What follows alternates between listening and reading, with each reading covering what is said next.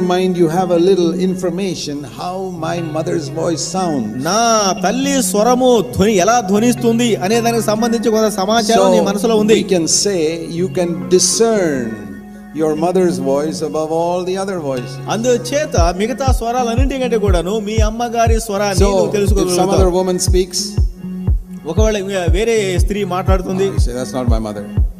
నా తల్లి స్వరం కాదు. Then I bring another woman.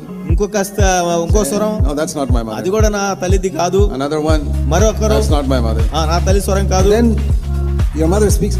You say, yeah, that's it. అదిగో మా అమ్మ మాట్లాడుతుంది. You see how you get discernment. ఎలా నీకు ఆ వివేచన వస్తుంది?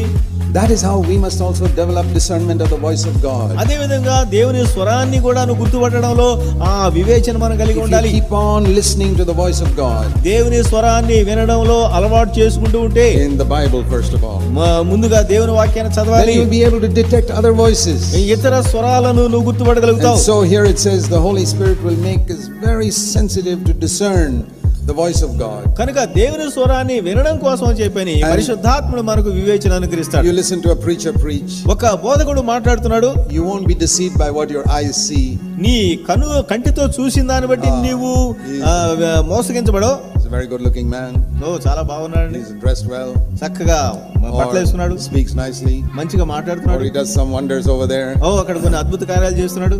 You will not be deceived ఆ విధంగా నువ్వు మోసపోవు. because you'll be listening to another voice, ఎందుకంటే మరొక స్వరాన్ని నువ్వు వింటూ ఉన్నావు, the voice of Jesus. యేసు స్వరము. See, Jesus said in John chapter 10, యోహాను సువార్త 10లో ప్రభు చెప్పాడు. look at these words, ఇక్కడ ఈ మాటలు గమనించండి. verse 27, 27వ వచనంలో, my sheep hear my voice. నా గొర్రెలు నా స్వరము వినును. Have you read that verse? మా వచనం చదివారు మీరు?